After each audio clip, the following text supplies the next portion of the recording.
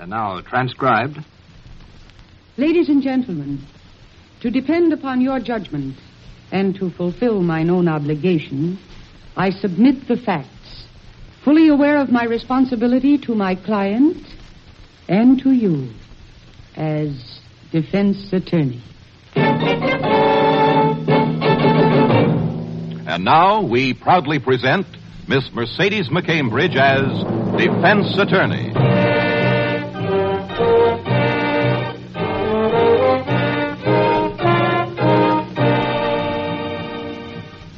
When Martha Ellis Bryant chose law as a career, she accepted the challenge of defending the defenseless.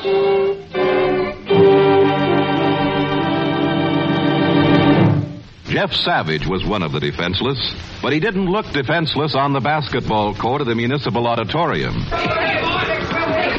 Look at that. 40 seconds to play, and the star Polly is freezing the ball. It doesn't seem very sporty.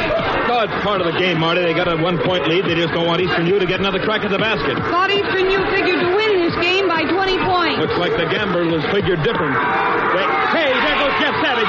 He got the ball away from him. Yeah, but he can't pass. He's smothered. Shoot it long, Savage. Shoot it. Yow! He made it. It's in. Hey, just in time, too. There's the final gun. Eastern 67, Star Poly 66. Come on, let's beat the crowd. Hey, that was pretty exciting, huh? I'm sorry I had to miss the first half. I got stuck at the office. I'd have waited for you, honey, but I was assigned to cover the game. I'd have been fired if I showed up in that press box after the opening whistle. Oh, I got here all right. I'm a big girl now. Hey, where are we running? Phone booth's at the end of the corridor. I can phone in my story, catch the Boulder God edition. Then I'll take you to Lou Fong's and give you a chopstick lesson. You just want me to get fat and bulgy so nobody else will want to marry me. I plead guilty, counselor. Here's the phone. Only take a minute. Hey, look, Judd, I've got my car here, too. Why don't I go ahead and I'll wait for you at Lou Fong's? That's a good idea. But before you go, I need something. Oh, Judd, I can't kiss you here. Other people. Who said anything about a kiss? I need a nickel for the phone. You can. You can use a quarter. I never want to see you again. Hey, Marty, have a heart. I haven't any change. You won't have any salary left either when I get through eating. I'll see you at Lou Fong's. Big heel. Your car's over this way, Miss Bryant. Oh, thanks. I got here late and I got in without a ticket. Hey, who are you? How do you know where my car is? We can talk about that when we get out of here. No, look. Don't you can't... look back at the crowd unless you want to get hurt. I'm not playing. All right, climb in and get it moving. You're such a gentleman. How can I refuse?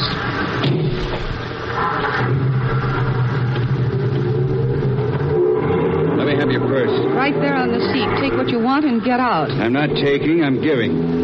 $2,000. You can count it later. I don't know who you are or what your game is, but I don't think I want your little present. It isn't a present. You'll work for it. My name's Lawton. Frank Lawton. I want you to remember that. I'm not likely to forget. Don't forget the $2,000 either. I'm depending on that money to keep a kid out of the electric chair. A kid who's going to be framed for a murder he didn't commit. A murder you committed, perhaps? That's funny, Miss Bryant. Real funny. Before long, you'll know just how funny. Would you like to tell me who my client is? A few minutes ago, you were watching him play. Jeff Savage. Jeff Savage? That's right, Miss Bryant. Jeff Savage. Now, this is a quiet street. You can pull over to the curb now and let me out.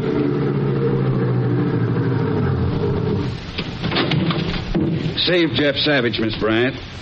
Nobody knows I gave you that money, but you've got a reputation for being honest.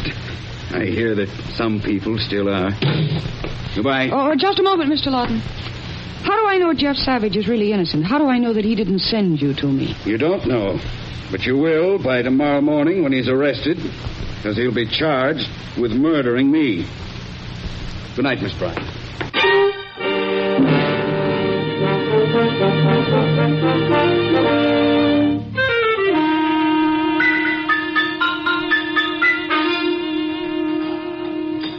So that's why I was late, Judd. I went right to the police.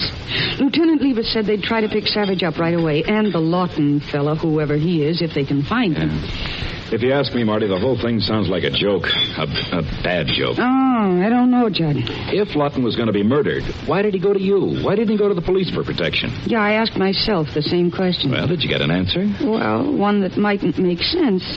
It was Lawton, Judd. He seemed to me like a man who was tired of something, terribly tired. Like a man who didn't want protection. I know that doesn't sound logical. No, Marty, it doesn't. Well, just the same, I got that impression. Judd, why were you at that game tonight? I mean, why were you sent to cover it? You're not in the sports department. Well, the city desk had an anonymous tip about the game being fixed. Eastern U was even money to win by 20 points. They won by only 1 point. A lot of suckers dropped their paychecks on that one. That game must have something to do with it. Something to do with what? A murder that hasn't even happened and probably won't Judd, look by the door. Lieutenant Levis, he just came in. Oh, yeah. Yeah, he's looking for us. Ed, over here. Yeah. I was hoping you'd still be here. And I've been hoping you'd come by. You find those two guys? We think so, Judd. Savage is being questioned right now at the Midtown precinct. How about Lawton? We'll be sure when you identify him, Miss Bryant. Why? Won't he admit who he is? He can't admit anything, Judd. He's on a slab at the county morgue. Who? You established the time of the murder? Yeah. And you ought to hear Savage's alibi. Says he was supposed to meet Lawton tonight out at Lawton's house in Honor Heights. Says he waited there till 1 a.m., but Lawton never showed up. Says Mrs. Lawton was there. I can verify it. All right, I'll call her right away. I already called her. She said she never saw or heard of Savage before in her life. Yeah, that looks bad, Marty. Lawton was killed in the slum district. Tenement row. Stabbed. We found the murder knife tossed in some rubbish in an alley. About 10 feet from where he was killed. Savage said he'd never seen it before. But you don't believe him. Would you believe him, Miss Bryant? His initials are carved on the handle of the knife.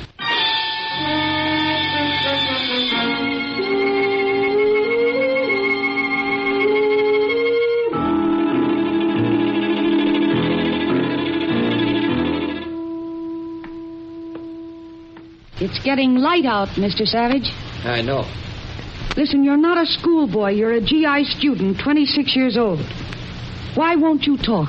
I told you all you have to know, and I told you the truth. All you told me is that you knew Lawton, that you went to his house to meet him, but that he never showed up. And Mrs. Lawton says that isn't true. That Mrs. Lawton is lying. I was there from 11 o'clock after the game until 1 this morning. All right. Well, tell me one thing. Why did you have an appointment with Lawton? It was personal. Are you going to let me help you or not? I know that you're innocent because Lawton paid me to defend you. And a man does not protect his own murderer. If you know that, why do I have to tell you anything else? Because a jury will have to know everything. Your meeting with Lawton had something to do with that game last night, didn't it? Oh, you're not hiding anything by being quiet, Jeff. The newspapers got a tip that the game was fixed. You should have won by 20 points, not 1 point. Who was in on that fix? I don't know. It's hard to tell. But you were playing. You know your teammates. Miss Bryant, look. Any player can be off form. For 4 years now, I've lived and studied and played with the men on that squad. You want me to say that one of them is a thief and a cheat when I don't know? All right, Jeff. Let's stick to Lawton. How long have you known him? I met him about 2 months ago when the season started. It was at a practice session one day. The coach introduced him. You mean he was a friend of Eastern U's coach? You don't know much about basketball, do you, Miss Bryant? No, not a great deal. You ought to read the record books. Frank Lawton was the captain of Eastern U's first team 20 years ago. He was the kind of player you'd dream about being. I see. Go on, Jeff.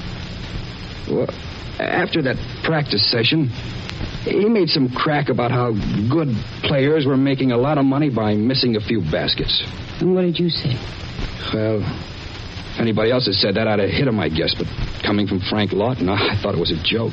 Did you tell him that? Yeah. What'd he say? He just laughed. And we started to talk about other things. I didn't think any more of it until about 2 weeks after that. We were upstate playing Avalon. Mm-hmm. We were picked to win by 10 points. They won the game by 1 point.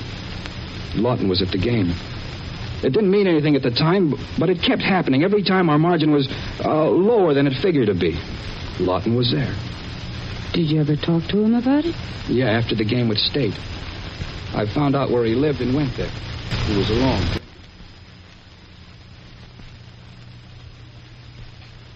So you want to know who I'm paying off, huh? Joe College with the old school tie. You better tell me, Lawton. Get wise, kid. Stop being a hero. It's easy dough. Get some for yourself. You drunken no good. Come on. Come on, get up. My mouth. You cut my mouth. Talk, Lawton. No, don't hit me again. I'm older than you are. I'm not in condition. See, you're what's left of Frank Lawton, the great player. The man who never quit. Look at you. You're not a man, not anymore. You're a snake, a chiseler. Nothing will make you fight, will it? Get out of here. Tell me who you're paying. I can't tell you anything. Get out of here. Get out and leave me alone. Sure. I'll leave you alone. You'll be alone all the rest of your life, even in crowds, because no decent person would touch you with a forked stick. That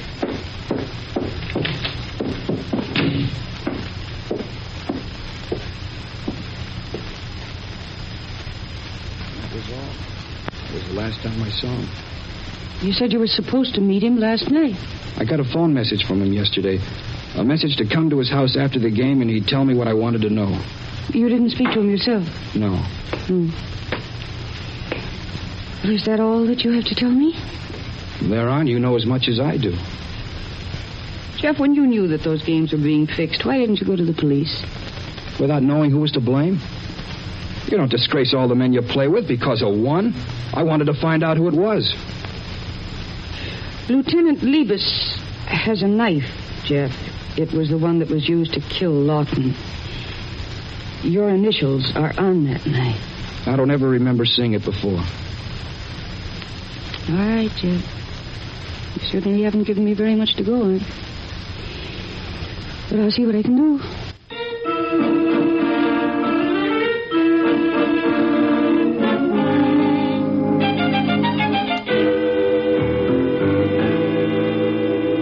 Here's the knife, Miss Bryan. It hasn't been through the lab yet, so please don't touch it. Wooden handle. Not liable to find any fingerprints on that. No, but those initials, J.S., under the circumstances, they point to Jeff Savage. All too clearly. Yeah, all too clearly. Look at those initials, Lieutenant. The knife seems pretty old, but those initials were carved just recently. Yeah, I noticed that. Well, do you think a man would own a knife for a couple of years, maybe, and then carve his initials in it just before he used it to kill somebody? Homicide's a crazy business. Maybe the lab can tell us more. Whatever they turn up, I'll let you know. Come in. Lieutenant Liebes? Yeah, I'm Liebes. My name is Dan Gilbert, sir. I'd like to see Jeff Savage. Gilbert, you're one of Savage's teammates, aren't you? Well, yes, sir. Yes, we saw you play last night. I'm Martha Ellis Bryan. Oh, well, are you here to help Jeff? Yes. I'd like to see him. Sorry, that won't be possible, Gilbert. No visitors till he's transferred to county jail. Oh, well, could you at least tell him that I came? Tell him that, I'm behind him, whatever I can do. You sound like you're pretty good friends. 4 years together at the dormitory and on the team. Did Jeff ever talk to you about Eastern's games being fixed by Lawton? No. I thought Jeff and Lawton were friends. Oh, I guess I never should have given him that phone message from Lawton yesterday. You mean when Lawton called to ask Jeff to come to his house? His house? No, Is that what Jeff said? Gilbert, maybe we can give you a lift, huh? We'll talk on the way. Just a minute. Now, look, Ed. Sorry, Judd. You want to talk to Gilbert? Talk right here. Well, how about it, boy? Where were they supposed to meet? Well, if Jeff said... Do you want to be an accessory in this? He's right, Gilbert. You better tell the truth. He said for Jeff to meet him at 6th and Halpern, down on Tenement Row. Whew. Come on, Judd.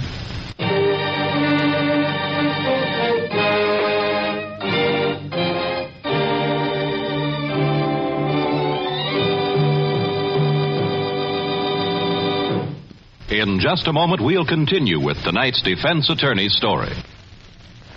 And now we continue with Act 2 of tonight's defense attorney's story.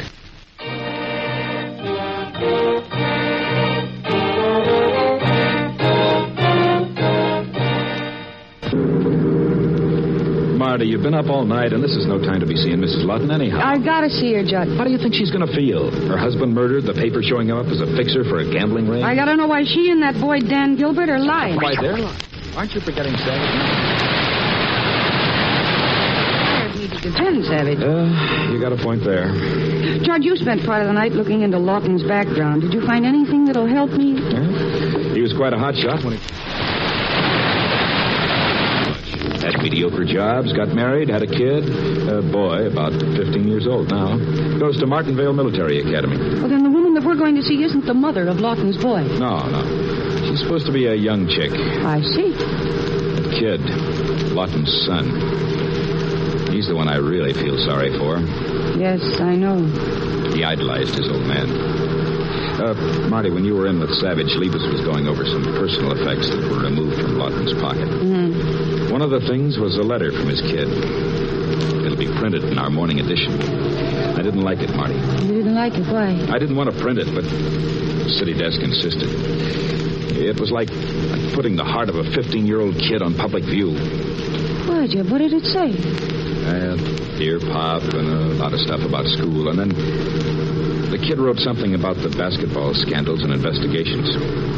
He said if he ever amounted to anything as a player, he'd play the game straight, the way his father did. I'm glad I won't have to be there when he learns the truth. Yeah. Gee, so that's why Lawton didn't go to the police, even though he knew he was going to be murdered.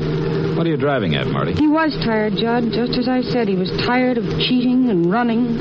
He didn't want to live to face the disgrace that was catching up with him. Or to face his kid, I guess. And somebody knew that he was going to tell Savage the truth. And they knew the only way they could stop him would be to kill him. And make Savage the pigeon. And destroy the value of his word at the same time, so that even if he knew anything, nobody would believe him. But, Marty, who did it? Well, there are two people who can tell us that.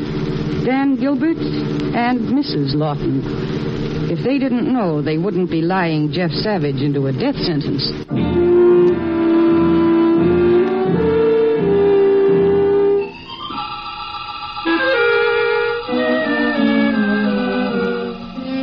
So you think I'm lying, Miss Bryant? To be brief and indelicate, yes, Mrs. Lawton. I'm heartbroken. Jeff Savage has described this living room perfectly, and he described you. And how could he do that if he'd never been here, if he'd never seen you before? You ever read the Ideal Home magazine, Miss Bryant? What's that got to do with anything? Nothing. Except that a recent issue carried complete photographs of this house, inside and out. And I appeared in several of those photographs. It doesn't seem to make you very happy, Miss Bryant. Mrs. Lawton, you didn't know that your husband was fixing basketball games? Sports bore me. You mean to say you don't know anything about where his money came from? As long as I had enough of it, I didn't care. You don't even seem to care about your husband being dead. Does that constitute a crime? Now, look, I've been as patient and as pleasant as I intend to be. I don't have to mourn Frank Lawton. I was never in love with him, and he knew it. He got a young wife in exchange for what he could give her. That was the bargain. He's dead, and the bargain is over. And so is this little interview. Come on, Marty. The air will be fresher outside. All right. Oh, Mrs. Lawton, one thing I forgot. Do you know a Dan Gilbert? No. Well, that's good. Because people you don't know can never incriminate you in anything. What do you mean by that? The police aren't quite sure that Jeff Savage is lying. They're sort of checking up on Dan Gilbert, that's all. Come on, Jed. Right.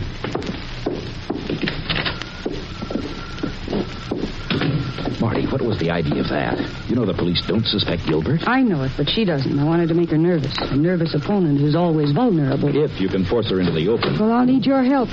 And the help of Lieutenant Leibus. I want to know all about Mrs. Lawton, Judd. All about her and Dan Gilbert. From the very day they were born.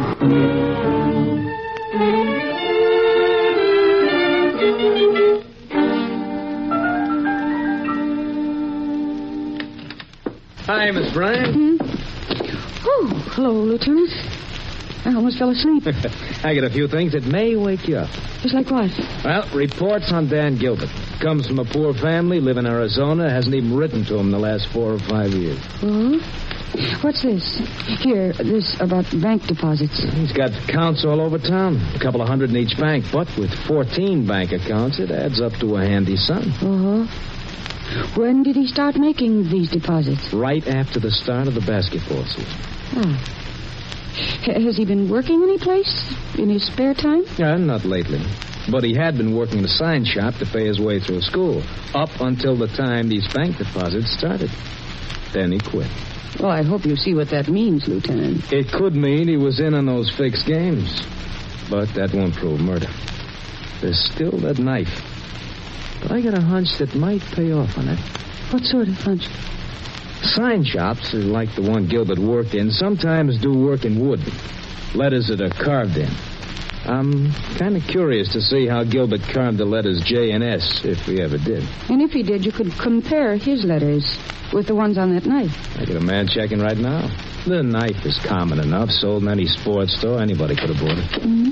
Hey, what are you doing with my girl? All alone in here, Ed? Just letting her convince me that Jeff Savage may not be as guilty as he seems to be. Maybe I can help that along, too. Why, what'd you get, Joe? Check the Hall of Records. Mrs. Wanda Lawton, née Wanda Brent, is a sister of Harvey Brent.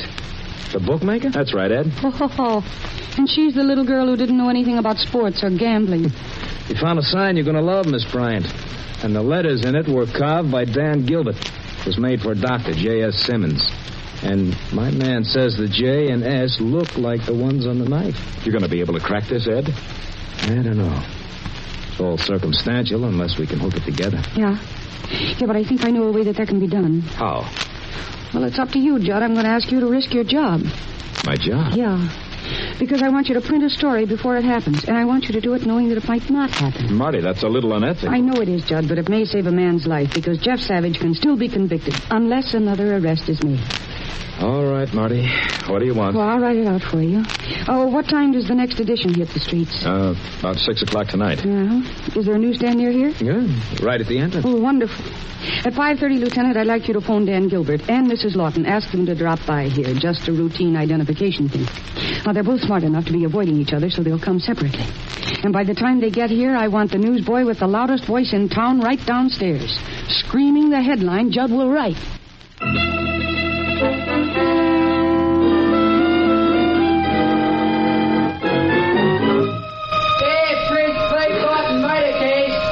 Confesses accomplice thought. I came in and gave myself up voluntarily. Remember that.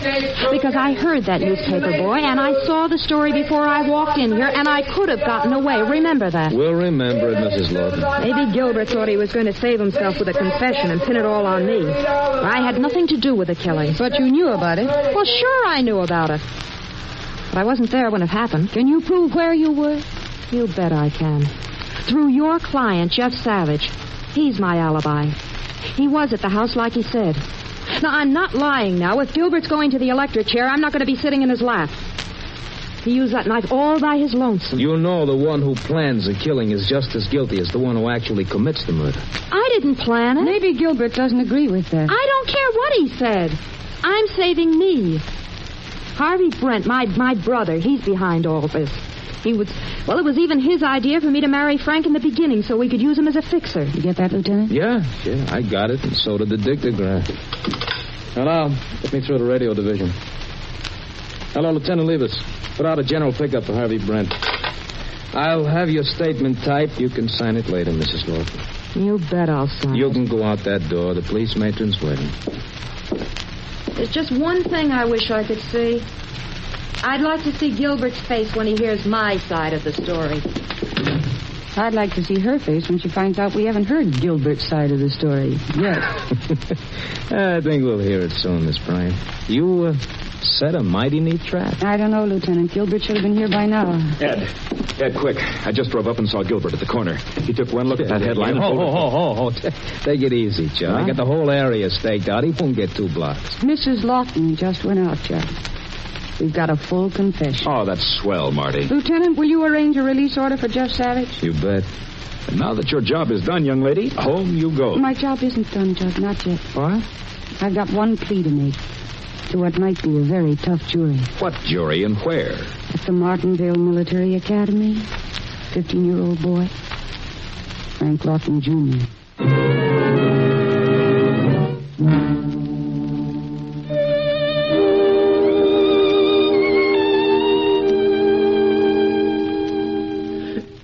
I don't want to hear about it. I don't want to hear anything about my father ever again. Not even the truth? I know the truth. He lied to me. All my life he told me to play fair and be honest. And all the time... And all the time he believed exactly what he told you. You expect me to believe that? Yes, Frank, I do. Because I can prove it to you. What your father did hurt him more than you'll ever know. And he was going to stop it. He was going to tell Jeff Savage about the whole rotten business, even though he knew he was going to be murdered. He was going to tell because he knew he was caught, that's why. No, that isn't why. Because he wasn't caught, Frank. Your father was sick and tired of it. And you helped with that. The last thing he thought of must have been you. Because your last letter to him was in his pocket. A letter telling him how proud you were of him. And that shamed him more than anything else in the world. But he took money. Yes, he did. He took money. But how much do you want a man to pay, Frank? Your father died an honest man. And to be honest, all the time, even when there's nothing to fear, that takes a great deal of courage, doesn't it? But to be dishonest, and then to tell the truth for a chance to clear the books, that requires even more courage. He did it for you, Frank.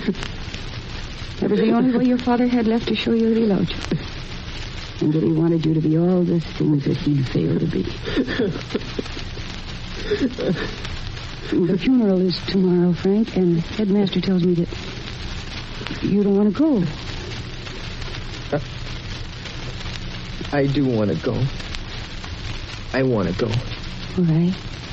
You better get some clothes together, then. I have a friend outside, and we'll drive you back with us. I'll wait. How was he, Marty? Tough case, Judd. But we won. No, I guess the defense rests.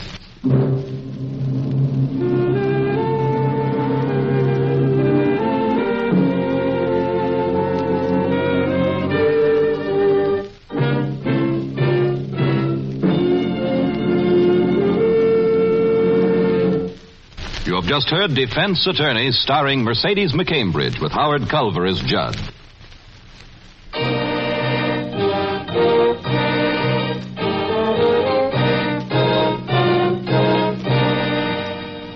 Defense Attorney was written by Joel Murcott. The program is directed by Dwight Hauser.